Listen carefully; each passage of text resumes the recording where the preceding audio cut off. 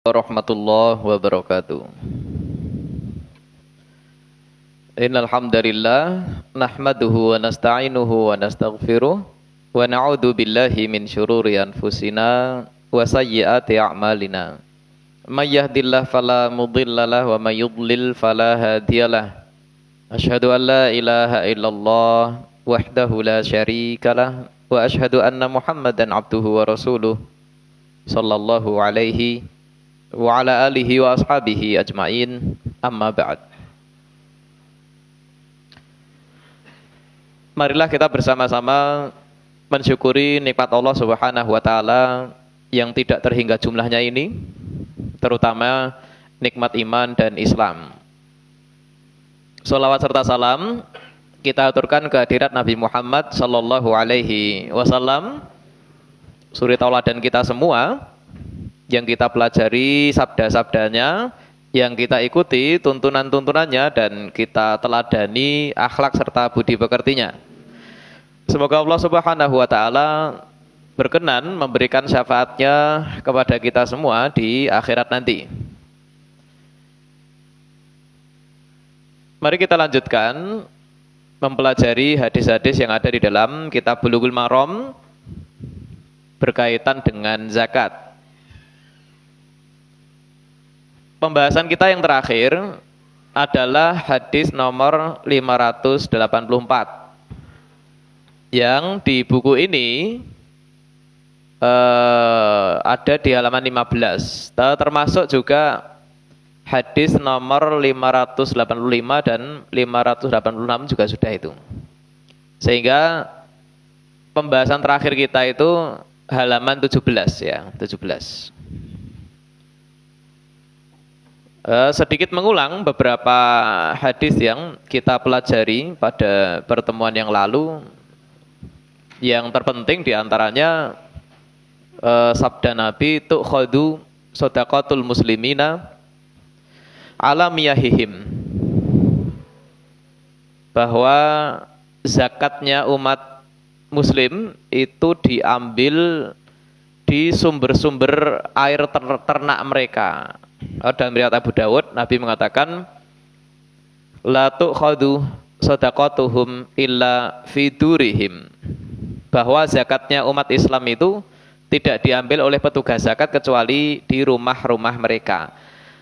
Ini dua hadis ini yang oleh Ibnu Hajar digabungkan jadi satu adalah hadis yang ditujukan kepada petugas zakat di zaman Nabi. Artinya waktu itu ya, berdasarkan hadis ini kita bisa menyimpulkan waktu itu berarti petugas zakat itu benar-benar melayani dan bahkan mendatangi gitu. Bukan umat Islam yang mendatangi tempat petugas zakat, tapi petugas zakat yang mendatangi. Begitu juga hadis yang tidak kalah pentingnya terkait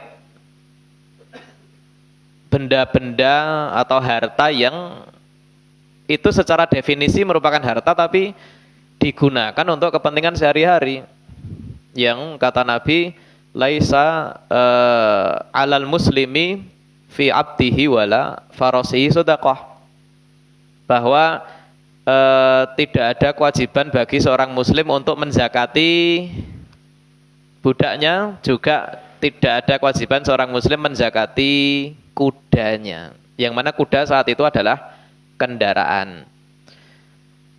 Lalu ada keterangan dari Sahih Muslim, laisa fil abdi shadaqatun illa shadaqatul fitr, bahwa budak yang dimiliki seorang majikan ketika itu zakatnya itu hanya zakat fitrah gitu ya. Nah itu yang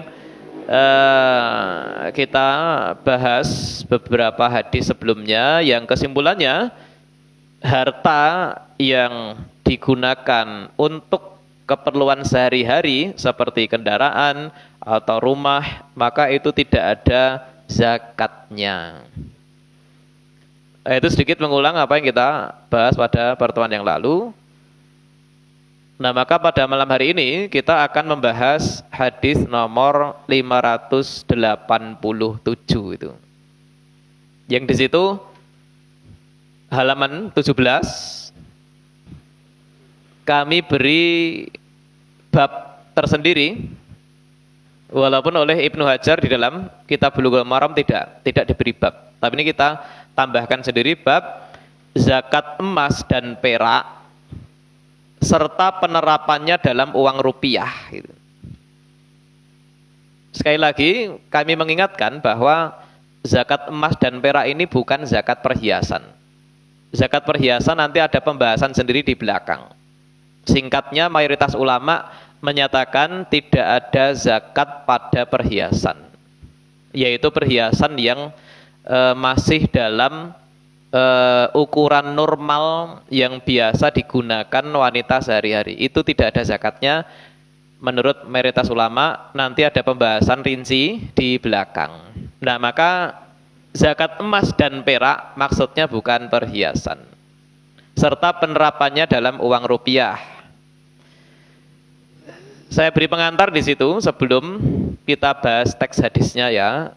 Mata uang di zaman Nabi Muhammad SAW adalah dinar. Ini emas terbuat dari bahan dasar emas, dan juga dinar ini terbuat dari bahan dasar perak. Sehingga pembahasan tentang zakat kedua uang ini bisa diterapkan ke mata uang yang ada di zaman sekarang. Salah satunya adalah uang rupiah, mata uang kita, mata uang resmi kita kan ini. Adapun kapan itu mulai ada uang kertas dan apa sebabnya itu memang tidak kami cantumkan di sini ya. Singkatnya, salah satu sebab terutama di wilayah-wilayah umat Islam mengeluarkan uang kertas itu adalah jumlah emas dan perak yang semakin sedikit. Gitu. Itu salah satu sebabnya tuh. Walaupun ada sebab yang lain, sehingga para ahli fikih ya tidak ada yang menolak ya, tidak ada yang menyalahkan adanya uang kertas. Walaupun secara perbandingan nilai ya jelas berbeda jauh antara uang kertas dan uang dinar dan dirham. Nilai dalam arti kestabilannya misalnya. Karena uang kertas ini sebetulnya uang kepercayaan istilahnya. Kertas jika tulisannya adalah angka 1 dan nolnya 5, walaupun itu kertas satu lembar, akhirnya kita beri nilai 100.000. Dan itu sah secara fikih ya, dengan sebab tadi diantaranya. Nah pada akhirnya ya zakat dinar dan dirham juga diterapkan pada uang kertas rupiah ini. Itu maksud paragraf nih. Hadisnya, wa an Aliyin radhiyallahu anhu qala Rasulullah sallallahu alaihi wasallam, idza kanat laka mi'ata dirhamin wa hala 'alaihal haul fa fiha khamsatu darahim wa laisa 'alaika syai'un hatta yakuna laka 20 dinaran wa hala 'alaihal haulu fa fiha nisfu dinar fama zada fa bihisabi dzalika wa laysa fi mali zakatin wa laysa fi mali zakatin hatta yahula alaihi haulu. Itu harokatnya di sini begitu ya. Yang betul begini, wa laysa fi malin zakatun gitu. Sekedar salah dari sisi harokatnya aja tuh. Walaysa fi malin tanwin zakatun domah. Yang di sini kan zakatin, yang betul zakatun. Nah, kenapa ini keliru ya? Karena zakatun di situ sebagai isimnya laisa gitu, secara nahwu itu. Dan secara makna itu lebih tepat. Walaysa fi malin zakatun hatta yahula alaihil haulu. Rawahu Abu Dawud wa huwa hasanun wa qad ikhtulifa fi raf'ihi. Artinya dari Ali, semoga Allah meridhoinya, dia berkata, Rasulullah Shallallahu Alaihi Wasallam bersabda, jika kamu memiliki uang 200 dirham dan sudah bertahan selama 1 tahun, zakatnya adalah 5 dirham. Nah, kan menjadi penting bagi kita 200 dirham itu berapa rupiah gitu kan. Kan gitu. Kita lanjutkan dulu terjemahnya. Dan untuk uang dinar tidak ada kewajiban zakatnya sampai kamu memiliki 20 dinar. Dan telah bertahan selama 1 tahun, zakatnya adalah setengah dinar.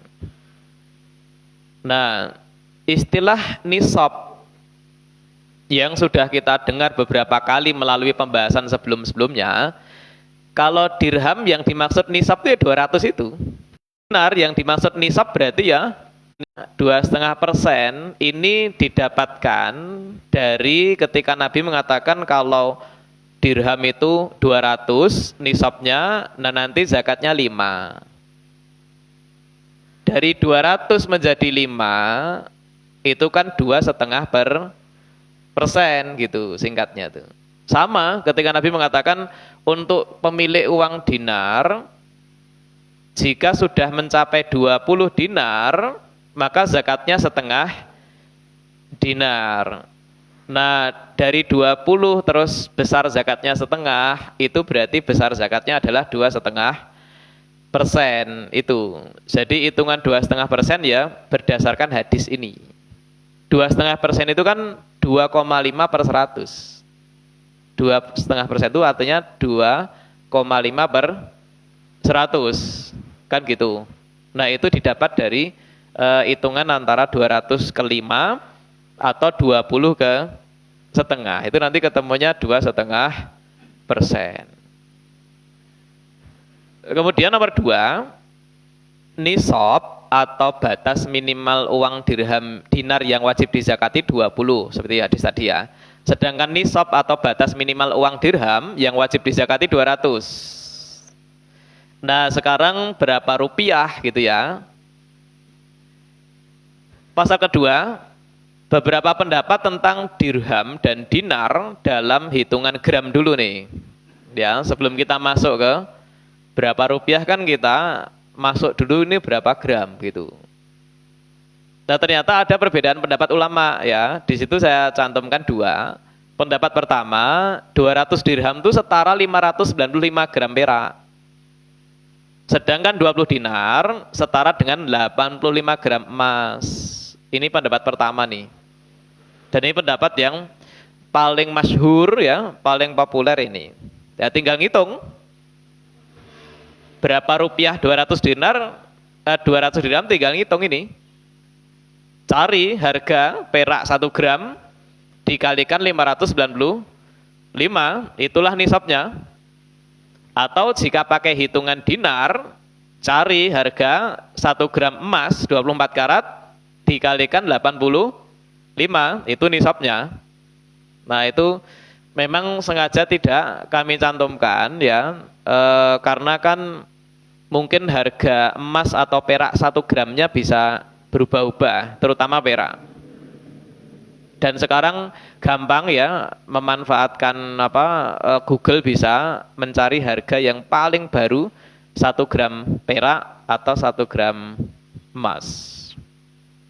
Pendapat kedua,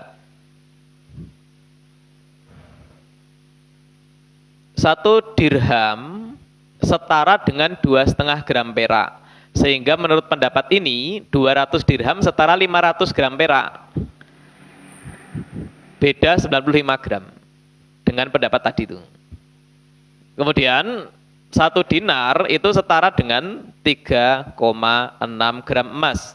Sehingga menurut pendapat ini 20 dinar setara 72 gram emas. Tadi 85 pendapat pertama itu. Nah, kemudian sekarang kita sudah punya Badan Amil Zakat Nasional. Nah, ternyata Basnas itu mengambil pendapat yang pertama tadi itu. Sehingga menurut Basnas uang rupiah yang nilainya telah mencapai 85 gram emas dan telah bertahan 1 tahun, wajib dizakati 2,5% menurut Basnas. Kemudian zakat dinar dan dirham ini juga diterapkan pada uang kertas yang ada di zaman sekarang, mau rupiah atau yang lain. Tapi kita bicara yang rupiah. Ini seperti yang di catatan kaki ya, penjelasan dari Dr. Abdullah Al-Jibrin bahwa zakat dinar dan dirham ini diterapkan pada uang kertas di zaman sekarang. Dan memang ulama yang sekarang ya begitu pendapatnya. Nah ini, nanti ada contoh cara menghitungnya ya. Kita masuk ke pasal 3 dulu. Judulnya di situ zakat tabungan. Ya, dari penjelasan tadi ya, otomatis kan kita memahami berarti tabungan kita itu ya siap-siap dizakati jika mencapai nisab, entah pakai hitungan emas atau hitungan perak, dan sudah bertahan selama setahun. Nalarnya begitu, dan ternyata ya kita cari-cari fatwa ulama Timur Tengah ada. Di situ saya cantumkan ya, halaman 19, ada pertanyaan yang ditujukan kepada Darul Ifta, itu lembaga fatwa Mesir. Pertanyaannya, aku menabung untuk beli rumah, terkumpul uang sejumlah 11.000 dinar. Jelas banyak, karena dalam hadis kan 200 dirham atau 20 dinar, ini terkumpul 11.000 dinar. Dan telah bertahan selama 1 tahun, apakah wajib dizakati? Nah, ternyata lembaga fatwa tersebut menjawab, wajib mengeluarkan zakat untuk harta yang mencapai nisab dan telah bertahan selama 1 tahun, meskipun harta tersebut disiapkan untuk kebutuhan yang bersifat asasi. Salah satu contohnya di pertanyaan tadi, yaitu apa? Rumah. Kebutuhan asasi kan sandang, pangan, dan papan tuh. Nah ini artinya sudah ada ya fatwa terkait zakat tabungan.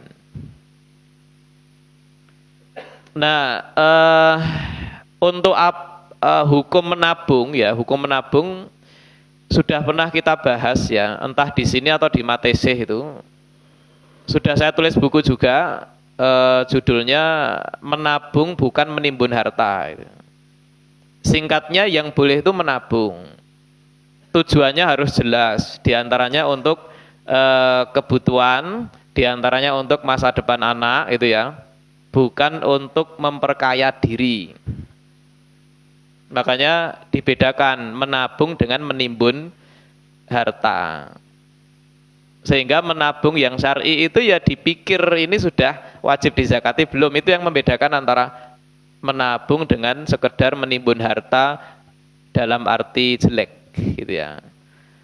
Nah ini ada orang nabung untuk beli rumah gitu ya, ini pertanyaannya nih. Kemudian pasal keempat, contoh menghitung zakat emas dan perak tapi diterapkan pada uang rupiah gitu ya nih. Misalnya di suatu waktu harga emas 24 karat 1 gram 1 juta misalnya nih. Maka nisabnya berarti 85 juta. 85 dikali 1 juta.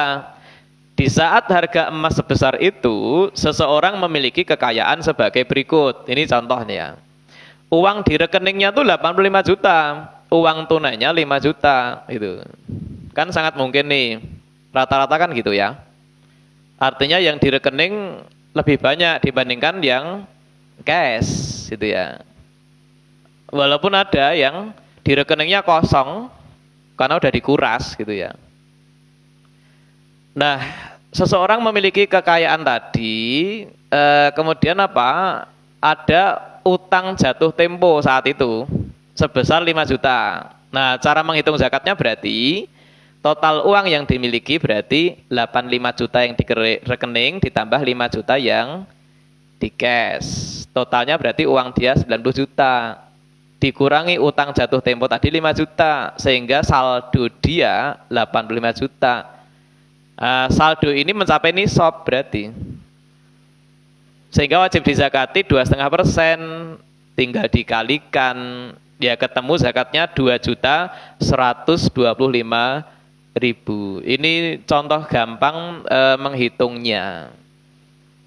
Memang di contoh ini tidak kami cantumkan terkait haul ya, tapi kita pahami ini orang yang punya cash 5 juta dan di rekening 85 ini sudah setahun. Walaupun tidak saya tulis, kita pahami begitu. Dia sudah setahun tabungannya. Tahun depannya ya segitu juga. Terus ada utang jatuh tempo, dikurangkan, kemudian dikali 2,5%. Ini contoh gampang menghitung zakat tabungan yang itu penerapan zakat dinar dan dirham yang ada di dalam hadis nomor 587. Jadi penerapannya ke situ. Nah ini cara menghitungnya nih. Kemudian jika melihat ini ya, sepertinya yang bakal bayar zakat ini ya anggota DPR, ya kan? Ya, kalau kita rata-rata mungkin gaji sebulan 3 juta, ada yang sehari 3 juta gitu. Kan gitu ya. Nah artinya kalau kita tuh punya kepedulian gitu loh, walaupun kita bukan anggota DPR misalnya ya, tapi kita cukup dengan gaji sekian tuh kita cukup. Tapi kita ingin zakat bisa, berarti dia cukup menggunakan hitungan dirham. Kan yang dicontoh ini pakai hitungan di dinar. Kemungkinan dia akan zakat nanti, cari saja harga perak 1 gram. Berapa? Nah, dikalikan tadi, katakanlah kita ikut pendapat pertama, yang mana 200 dirham itu setara 595 gram perak. Misalnya harga perak 1 gram itu 10.000 katakanlah. Nah, berarti 10.000 dikali 595, sehingga ketemu nisabnya berarti berapa? 5.950.000. Wah, tabungan saya sekarang 15 juta gitu.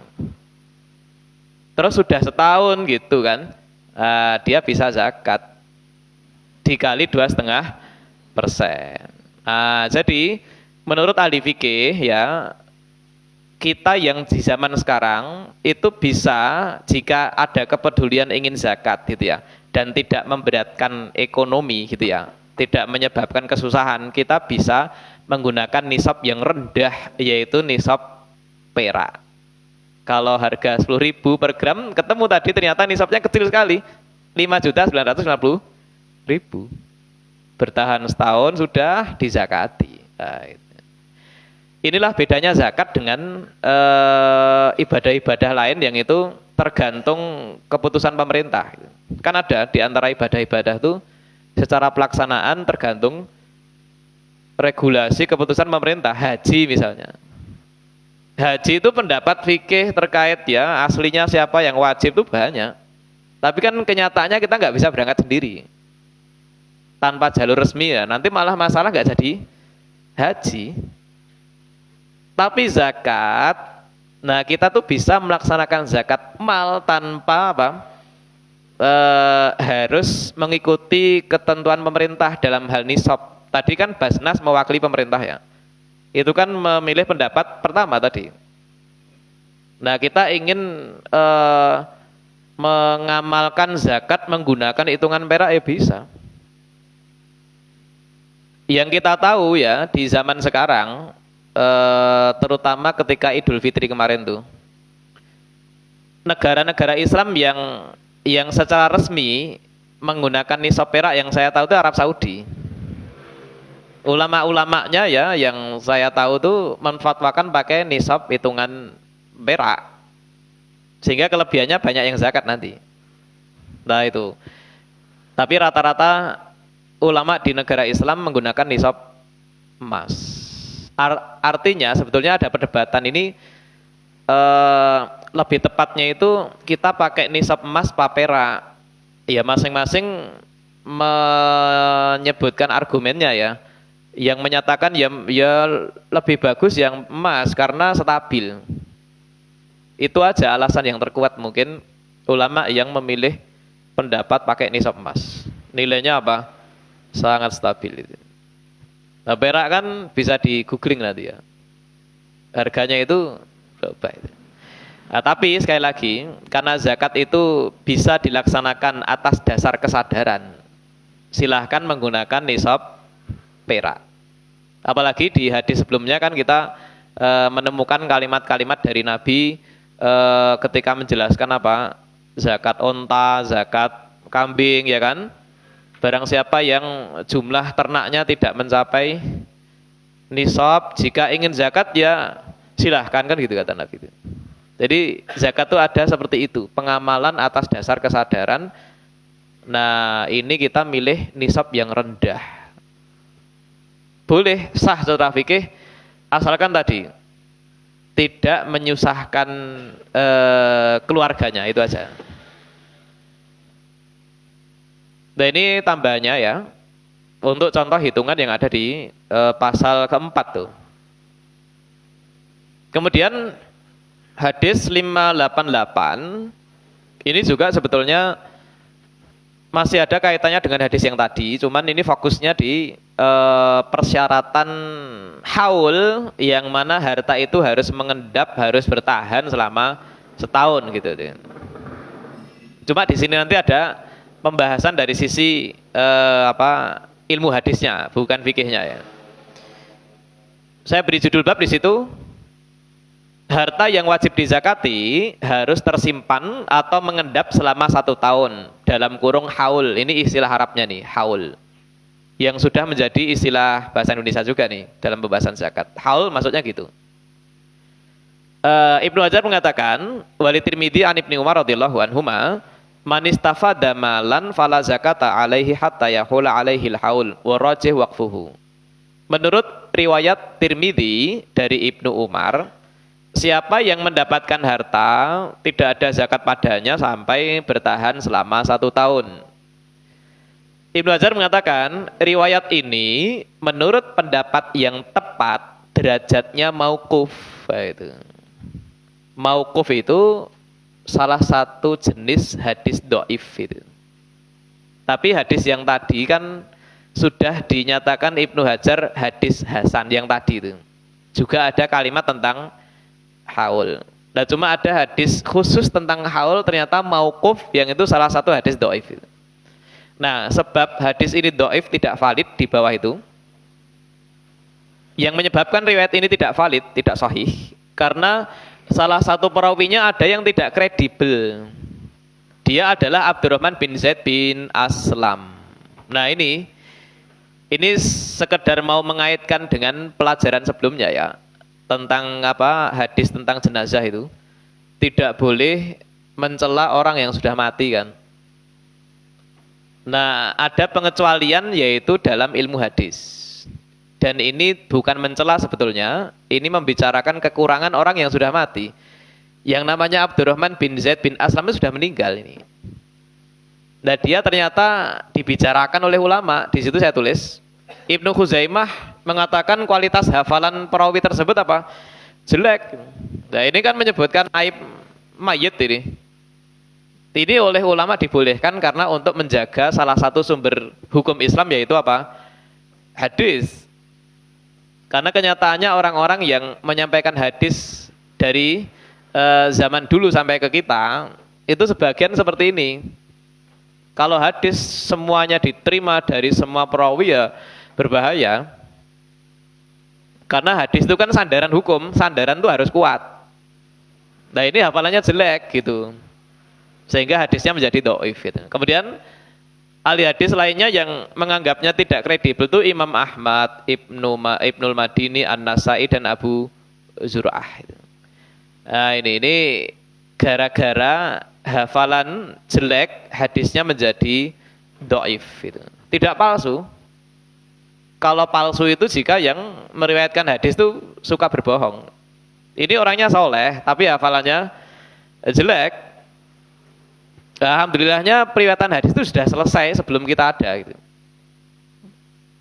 Kalau zaman periwayatan hadis sampai zaman kita bahaya karena kita rata-rata hafalannya jelek semua gitu ya, rata-rata.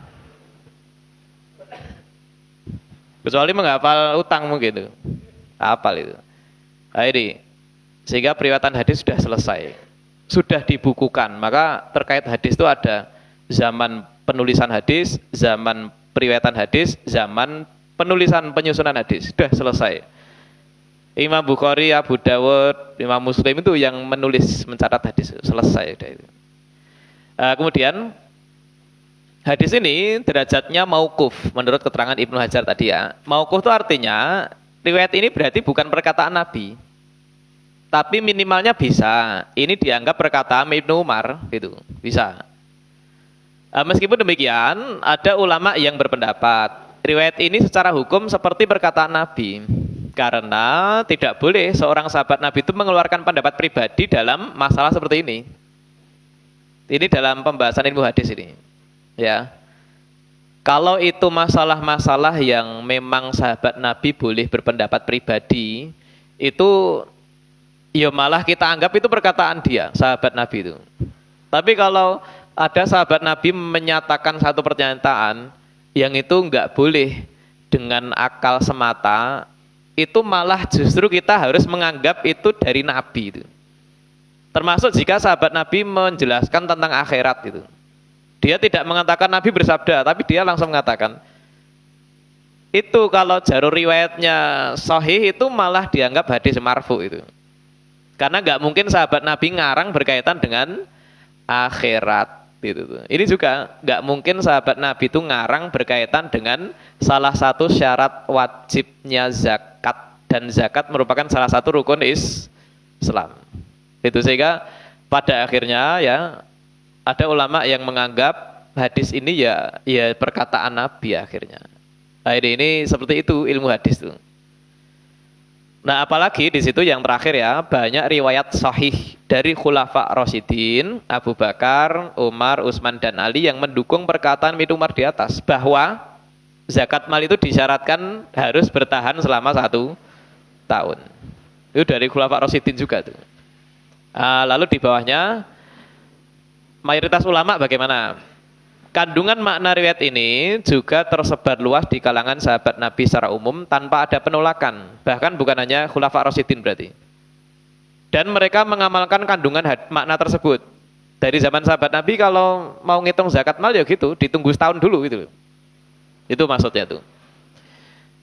Di zaman setelah sahabat Nabi, mayoritas ulama memandang bahwa kenyataan ini tidak mungkin terjadi kecuali karena adanya satu dasar hukum yang berasal dari wahyu. Nggak mungkin semua sahabat Nabi sampai seperti sepakat kalau mau zakat mal itu ditunggu setahun dulu. Kemungkinan itu ada dasar dari wahyu itu. Ini maksudnya. Kemudian akhirnya mayoritas ahli fikih juga berpendapat wajibnya zakat uang emas, uang perak dan ternak disyaratkan berlalunya waktu 1 tahun. Ini ya. Uang emas, uang perak termasuk rupiah tadi, uang kertas yang lain dan ternak. Ini berarti yang lain bagaimana seperti pertanian dan seterusnya. Nah, ada di fikih hadis tuh. Pertama, salah satu syarat harta yang wajib dizakat itu haul. Haul maksudnya harta tersebut telah ada di tangan pemiliknya selama 12 bulan. Maksudnya itu. Kedua, syarat ini hanya berlaku untuk beberapa jenis harta. Ternak, maksudnya unta, sapi, dan kambing, termasuk kerbau, ya. Seperti yang sudah dibahas, ulama sepakat menyamakan kerbau seperti sapi, gitu ya. Terus uang, ini juga. Zakat barang dagangan, belum kita bahas. Ini semualah yang disyaratkan haul. Adapun hasil pertanian atau perkebunan tidak disyaratkan haul. Nah, kapan? Zakatnya pas panen. Karena itu ada teks ayat Al-Qur'annya malah. Wa atu haqqahu yauma hasadih, itu firman Allah itu. Tunaikanlah zakat hasil bumi seperti pertanian ketika panen, ketika panen, nggak perlu nunggu 1 tahun, dan panen kan tidak sampai 1 tahun, hitungan bulan gitu ya. Ini.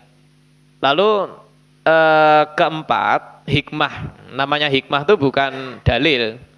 Hikmah itu sekedar untuk membuat kita semakin bisa menerima syariat gitu. Yang dalam hal ini persyaratan apa? Haul. Hikmah disyaratkannya haul karena dalam jangka waktu 1 tahun kemungkinan besar harta-harta tersebut mengalami perkembangan. Karena sejak awal kan zakat mal itu adalah harta yang dikembangkan atau harta yang berkembang. Maka kendaraan yang dipakai kerja, dipakai mengantar sekolah itu tidak ada zakatnya karena itu tidak dikembangkan gitu ya. Nah, ini yang keempat maksudnya tuh. Terakhir, fikih hadis yang kelima, pada asalnya perhitungan 1 tahun dalam kaitannya dengan pelaksanaan hukum-hukum syariat menggunakan bulan Qamariyah. Ini juga dalam kaitannya masa idah itu pakai Qamariyah. Nah, kalau yang Januari, Februari, Maret itu Syamsiyah itu maksudnya ya. Qamariyah itu ya Muharram, Safar dan seterusnya itu. Ya sama, jumlah bulannya sama-sama 12. Cuma jumlah harinya beda itu. Karena dalam Syamsiyah ada sebulan itu 31.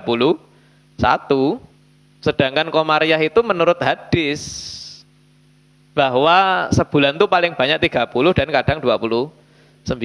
Itu yang jadi persoalan tuh ya. Nah, ini saya cantumkan di situ. Namun menurut Muktamar Zakat tahun 1984 telah disepakati bahwa bulan Syamsiyah waktunya lebih panjang dibandingkan tahun di Qamariyah dengan perbandingan 11 hari. Ini jadi keputusan Muktamar ini sekedar untuk memberi solusi aja. Seandainya umat Islam kesulitan menghitung kalau pakai Qamariyah misalnya. Nah, sudah dihitung oleh ulama dalam Muktamar ini pokoknya bedanya 11 hari gitu. Nah, maka seorang muslim yang menghitung 1 tahun menggunakan tahun Syamsiyah harus memperhitungkan perbedaan tersebut. Maka akibatnya nisab zakat yang menggunakan hitungan Syamsiyah 365 hari, tidak dengan tarif 2,5%, tetapi menjadi 2,578. Kalau dibulatkan berarti 2,6. Ini kesimpulannya itu aja. Kalau Qamariyah sesuai hadis 2,5%. Tapi kalau Syamsiyah 2,6%. Berarti yang Syamsiyah zakatnya beda sedikit gitu ya. Yang terpaksa menggunakan bulan Syamsiyah. Ini saya cantumkan karena kemungkinan tidak semua umat Islam tuh mengikuti perkembangan atau kesehariannya, kemungkinan banyak yang tidak mengikuti Qamariyah. Nah, kerjanya ya pakai Syamsiyah. Tapi kalau kita sanggup ya lebih bagus ya, berarti tugas tambahan ya mengikuti perkembangan bulan Qamariyah gitu. Tapi kalau memang kesulitan, nah ini solusinya menurut Muktamar Zakat tahun 1984 yang di situ saya ambil seperti catatan kaki ya dari salah satu penulis buku zakat yang di negara kita tuh, Profesor Dr. Didi Nafiruddin di situ, praktisi zakat ya. Nah ini dengan demikian selesai pembahasan zakat emas dan perak serta penerapannya ke dalam uang rupiah gitu ya. Nah berikutnya kembali lagi Ibnu Hajar ya membahas harta yang digunakan untuk keperluan sehari-hari. Walaupun kita sudah bahas sebelumnya ya, riwayat Bukhari yang sabda Nabi laisa alal muslim fi abdihi wala farasi sodakoh, itu udah kita bahas itu. Tidak ada kewajiban zakat seorang muslim pada budak yang dia miliki atau kuda yang dia miliki, dikendarai tidak ada. Cuman ini ada satu lagi Ibnu Hajar menyantumkan karena kita bahas apa adanya sesuai urutan kitab Bulughul Maram, ya kita ulangi lagi pembahasan ini. Ya, sudah masuk waktu Isya ya, tidak terasa. Kita jeda sebentar. Wassallallahu ala nabiyina Muhammadin wa alihi wa sahbihi ajma'in.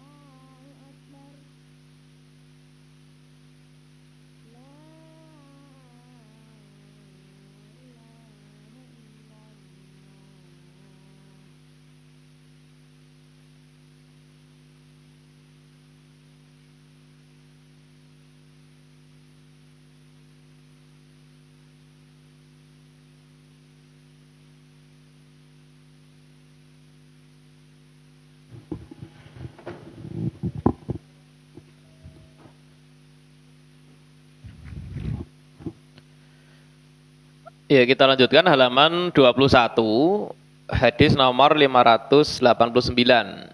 Bab harta yang digunakan untuk keperluan sehari-hari. Wa an Aliyin radhiyallahu anhu qol laisa fil baqari al-awamili shadaqatun.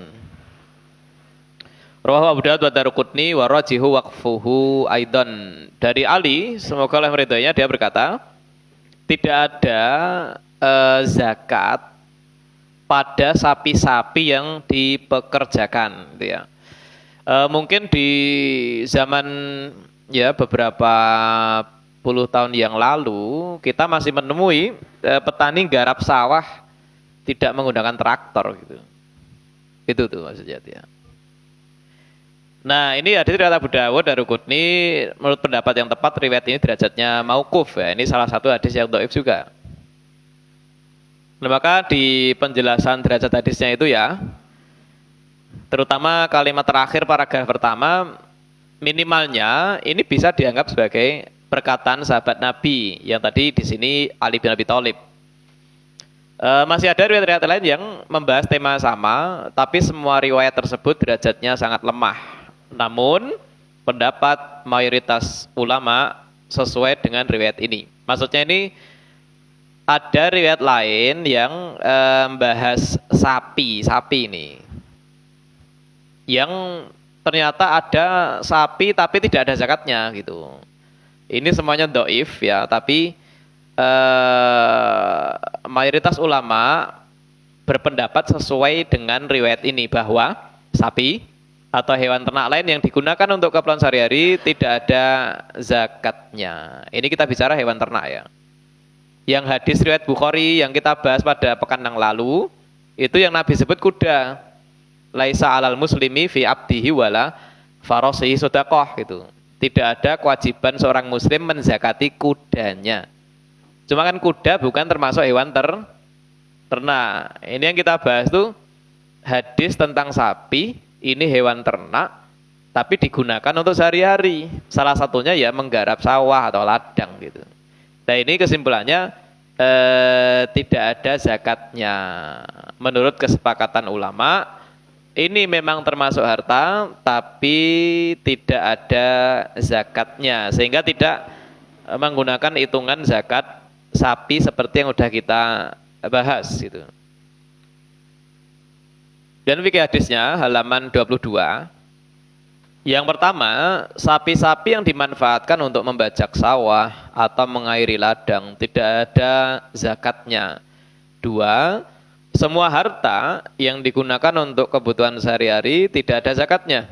Misalnya mobil yang dikendarai sehari-hari, alat-alat pertanian, perkebunan, dan lain-lain. Nah ini dengan demikian selesai apa yang ingin kita bahas pada malam hari ini sampai hadis nomor 589. Adapun hadis 590 dan seterusnya insya Allah kita bahas nanti di pertemuan berikutnya. Ya, sebelum kita tutup ya, kita manfaatkan untuk tanya jawab. Silakan jika ada yang ingin bertanya. Ya.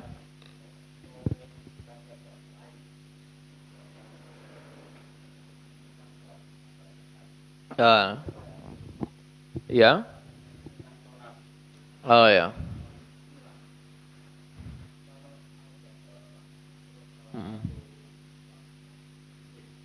Oh ya. Oh ya. Iya. Hmm.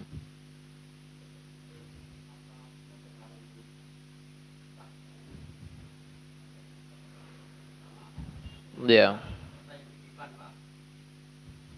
Yang titipan nggak ke sini berarti? Ya jelas lah.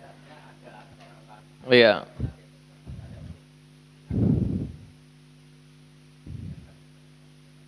Ya.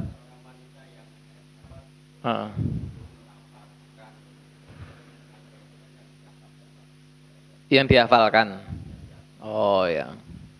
Iya ya.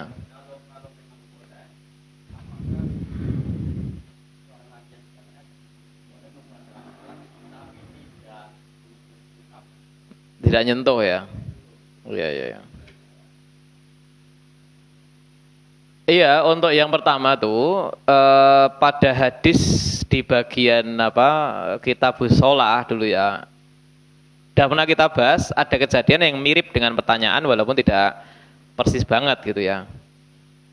Dulu kan ada pas Nabi ngimami sholat jamaah, ada salah satu sahabat Nabi yang karena dia itu baru mengenal Islam sehingga tidak tahu banyak hukum, cuma dia waktu itu ya tahu sih soal tuntunan Nabi tentang bersin ini gitu loh. Nah, yes, hampir sama. Ada orang yang bersin ya, terus alhamdulillah, terus dianya nih yarhamukallah gitu. Kalau sahabat Nabi yang lain paham bahwa dalam sholat itu nggak boleh sekalipun yarhamukallah. Nah saat dia yarhamukallah kan sahabat Nabi yang lain ya masih dalam sholat itu beberapa ada yang memandang ke arahnya agak tajam, pandangan yang tajam. Bahasa kita agak meneleng gitu. Gitu. Ya maksudnya mengingkari gitu. Singkat cerita, selesai sholat, Nabi memberitahu sahabat Nabi yang mengucapkan yarhamukallah pas masih sholat itu, menasihati bahwa dalam sholat itu tidak layak digunakan untuk berbicara dengan orang. Nah, memangnya ada yang tadi ngomong sama orang enggak? Maksudnya itu ucapan yarhamuka. Kan yarhamukallah itu artinya semoga Allah merahmati kamu. Ka itu kan apa? Domir yang artinya apa? Kamu. Itu yang dimaksud Nabi. Sholat itu walaupun pakai bahasa Arab tuh yarhamukallah ya. Bahkan tuh zikir hitungannya tuh doa. Itu kalau pas sholat jangan, singkatnya begitu. Nah, karena dia nggak paham ya, akhirnya Nabi yang menasihati gitu bahwa sholat itu nggak layak untuk berbicara dengan orang, tapi sholat itu hanya untuk baca Quran, untuk doa gitu ya. Nah, tidak ada dalam hadis itu keterangan Nabi menyuruh dia mengulangi sholat, sehingga ya seperti itu hukumnya bagi orang yang tidak tahu hukum detailnya gitu. Sehingga jika dia yang yarhamukallah gitu ya, itu tidak paham hukumnya, belum tahu, ya berdasarkan hadis itu tidak perlu mengulangi sholat ya. Tapi secara hukum jelas itu ucapan yang dilarang. Sehingga kalau ada jamaah bersin, bahkan seandainya dia ngucap alhamdulillah refleks gitu ya, maka kita yang mendengar tidak perlu yarhamukallah Allah itu. Nah makanya kalau seandainya ada orang bersin pas sholat terus dia refleks alhamdulillah, ya gak apa-apa. Akhirnya ulama mengatakan tidak apa-apa, walaupun lebih baik diam saja. Kenapa? Alhamdulillah tidak ada ucapan domir yang ngajak bicara orang. Alhamdulillah itu artinya apa? Segala puji hanya untuk Allah. Tapi yang paling baik ya, walaupun kita bersin pas sholat gak usah alhamdulillah. Beda antara ucapan alhamdulillah dan yarhamukallah, bedanya tadi jelas ya. Yarhamukallah ada unsur domir ka yang itu ngajak ngomong orang berarti. Sementara sholat itu kita berkomunikasi secara pribadi dengan siapa? Allah. Itu hikmahnya tuh.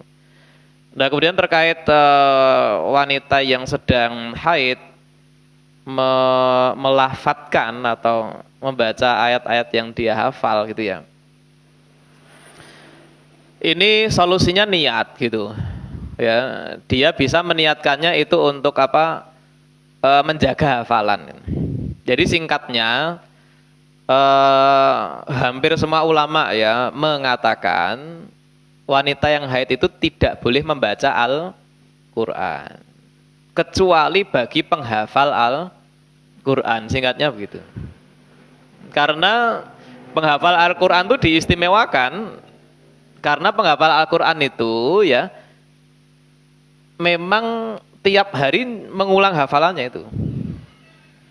7 hari sepekan haid tanpa mengulangi hafalan itu bisa rontok gitu. Maka ahli fikih akhirnya mengecualikan boleh wanita yang statusnya penghafal Al-Quran mengulangi hafalannya walaupun dia sedang haid itu. Nah, sehingga kalau dia tadi itu penghafal Al-Quran ya tidak masalah gitu. Sehingga maksudnya jelas, bukan baca tapi menjaga hafalan. Niatnya menjaga hafalan. Ya, apakah harus wanita yang hafal 30 juz? Ya yang kami ketahui tidak harus. Tapi jelas nggak mungkin ini diterapkan bagi wanita yang hafalannya cuma juz 30. Ini ya tidak bisa disebut penghafal Al-Quran. Artinya wanita yang datang bulan terus dia, saya mau ini menjaga hafalan surat Al-Ikhlas. Jadi dia nggak perlu jaga, hafal terus itu.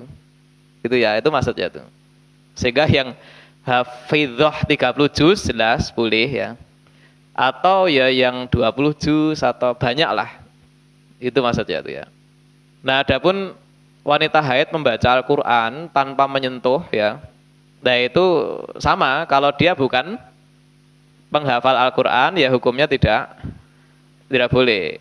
Ini memang ulama tidak sepakat yang saya tahu, hanya mayoritas atau hampir semua. Nah, sehingga wanita yang datang bulan bukan penghafal Al-Quran, ya ketika datang bulan ya sudah libur dulu, tidak membaca Al-Quran gitu. Nah, ulama ada yang ini lagi ya, mengecualikan lagi. Dia sih bukan menghafal Al-Quran, tapi dia pengajar Al-Quran. Ini juga dikecualikan tuh, dia boleh. Karena ngajar Al-Quran itu mau tidak mau dia apa? Ya minimalnya membetulkan bacaan muridnya tuh. Dia nyimak bawa Quran kan, dia datang bulan gitu loh. Haid ya. Ada bacaan muridnya keliru kan, dia harus memberi contoh betul. Itu tidak apa-apa, itu pengecualian. Sehingga kalau dia bukan pengajar Al-Quran, dia bukan menghafal Al-Quran, ya sudah, ketika datang bulan ya libur dulu. Nah, ini ya. Ini jawabannya tuh. Semoga terjawab. Ya, satu pertanyaan lagi bisa ya sebelum kita akhiri, silakan. Ya.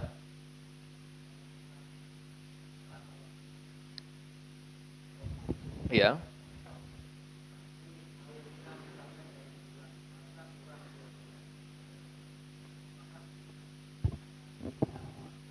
Oh ya. Iya. Ya. Nanti ada hadis khusus ya. Singkatnya tuh boleh tuh. Jadi Nabi diketahui pernah memberikan dispensasi kepada Abbas untuk membayar zakat lebih awal, sebelum setahun itu. Pernah kejadian sehingga boleh, apalagi hanya kurang 2 bulan ya kan, hanya kurang sebulan 3 bulan itu boleh, ada dalilnya. Itu termasuk berarti persetujuan Nabi ya. Ada di sini juga, cuman kita belum sampai itu. Jadi ada istilahnya boleh, istilahnya mendahulukan pembayaran zakat otomatis ya sebelum setahun berarti, karena kan haul setahun tadi. Itu ini masalah itu.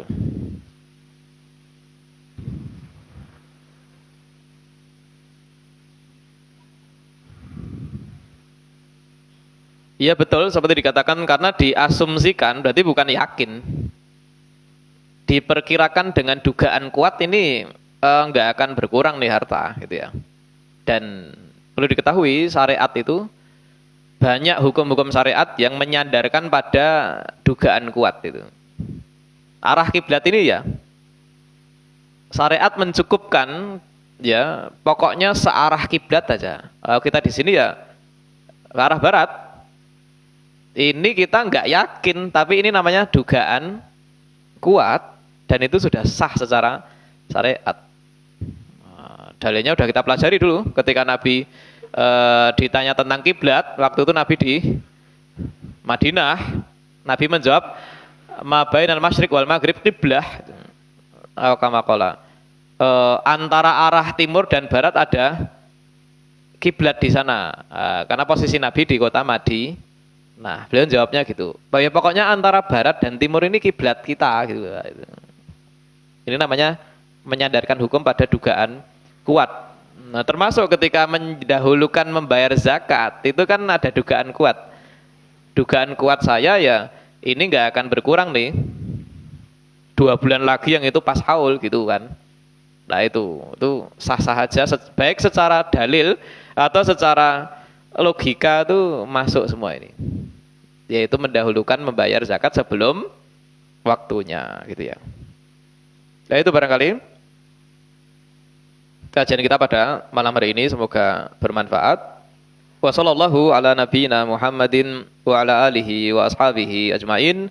Subhanakallahumma wa bihamdik asyhadu an la ilaha illa anta astaghfiruka wa atubu ilaik. Assalamualaikum warahmatullahi wabarakatuh.